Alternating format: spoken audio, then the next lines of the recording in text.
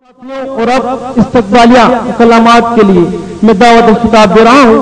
انجمن سرفروشان اسلام پاکستان کے مرکزی صدر جناب محمد عارف میمن صاحب آئیں اور اپنے بہترین خیالات سے قبلہ حضرت سید ریاض احمد بن شہید مدد اللہ العالی عہدیداران اور اراکین انجمن سرفروشان اسلام پاکستان، الحمدللہ جشن 11 شریف بغوثیہ کانفرنس کے حوالے سے انجمن سرفروشان اسلام پاکستان ملک کے گوشے گوشے میں محفل میلاد و محفل نعت کا انعقاد کر رہی ہے، اور آج کا یہ پروگرام بھی اسی سلسلے کی ایک کڑی ہے۔ انجمن سرفروشان اسلام پاکستان کا اہم اور بنیادی مقصد بھی یہی ہے کہ ایسی محفلیں کا انعقاد کیا جائے کہ جس سے ایمان میں پختگی اور عشق مصطفیٰ صلی اللہ تعالی علیہ وسلم سے دلوں کو روشن و منور کیا جا سکے۔ اس لیے الحمدللہ انجمن سرفروشان اسلام پاکستان انہی عقائد کے ساتھ منظر عام پر آئی اور انہی عقائد کا پرچار کر رہی ہے۔ یہ اور بات ہے کہ ہر تحریر، ہر عنوان اور ہر کتاب اپنے اندر بے شمار مقاصد کو رکھتی ہے۔ یہ تحریر پڑھنے والے اور اس کے سمجھنے والے پر منحصر ہے کہ آیا وہ اس مقصد کو اور اس تحریر کو سمجھ سکتا ہے یا نہیں سمجھ سکتا۔ انجمن سرفروشان اسلام پاکستان اس پیغام کو لے کر منظر عام پر آئی ہے کہ جو پیغام اور مشن آج کا نہیں بلکہ 1300 سال قبل سے اس کا آغاز ہو چکا ہے۔ یہ اور بات ہے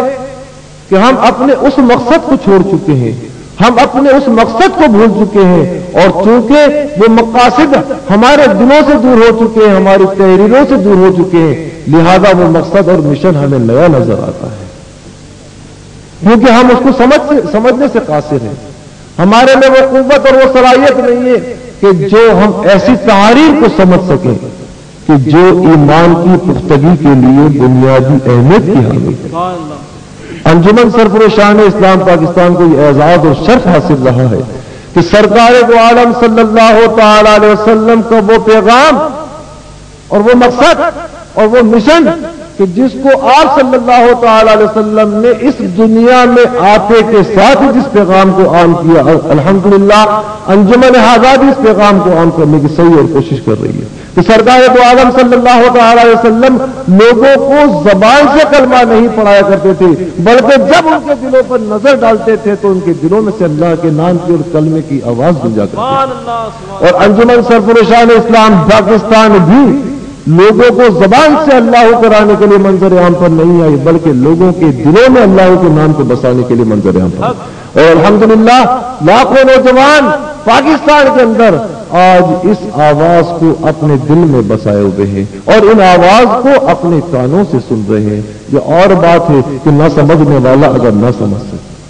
کیونکہ سرکار غوث پاک رضی اللہ تعالیٰ عنہ کی ولایت سے کوئی انکار نہیں کر سکتا۔ اگر ولایت سے انکار کرتا ہے تو مومنیت کے درجے سے خالی ہو جاتا ہے، مومنیت کے درجے سے خارج ہو جاتا ہے۔ لیکن آپ جیسے مقدس ہستی کے اوپر بھی اس زمانے کے 500 لوگوں نے فتوے صادر کیے،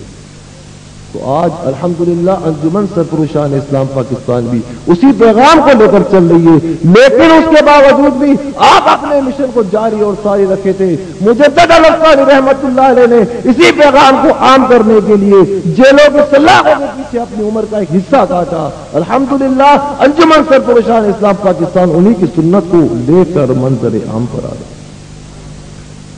انجمن سرفروشان اسلام پاکستان دعوت دیتی ہے کہ آؤ اپنے دل کے اندر اللہ کے ذکر کو بساؤ، تحقیقات کرو کہ یہ کس طرح ممکن ہے، اور جب تک اس طرف متوجہ نہیں ہوگے آپ اس مقصد کو حاصل نہیں کر سکتے۔ انجمن سرفروشان اسلام پاکستان سیاسی تنظیم نہیں ہے، اس کے کوئی مقاصد نہیں ہے، صرف ایک مقصد ہے، صرف اس کا اگر مفاد ہے تو یہ مفاد ہے کہ اللہ راضی ہو جائے، اللہ کا محبوب راضی۔ نعرہ تکبیر، نعرہ رسالت، نعرہ حیدری۔ یہ اور بات ہے کہ چونکہ ایک نعمت عظما سے اگر میں محروم رہ گیا، اگر میں خالی ہوں، تو میں یہ چاہوں گا کہ دوسرا بھی اس نعمت عظما کو حاصل نہ کر سکے، اور اسی لیے اس نعمت عظما سے دوسروں کو محروم رکھنے کے لیے مختلف قسم کے ذرائع استعمال کروں گا، مختلف قسم کے حربے استعمال کروں گا، مختلف قسم کے الزامات لگاؤں گا، مختلف انداز سے تحقیق سے ان کے اوپر تنقیدیں کروں گا، کئی کفر کے فتوے صادر کروں گا، کئی واجب القتل قرار دوں گا، تاکہ لوگ اس نعمت عظما سے محروم نہ رہیں، لوگ اس نعمت عظما کی طرف متوجہ نہ ہو جائیں۔ لیکن انجمن سرفروشان اسلام پاکستان ببانگ دہل یہ بات کہتی ہے کہ آؤ اور اپنے دل کو عشق مصطفیٰ سے روشن کرو، کہ آؤ اور اپنے دل کے اندر اللہ کے نام نامی اس میں گرامی کو جگاؤ، اور آؤ کہ اپنے دل کو اللہ کے ذکر سے جاری اور ساری کرو۔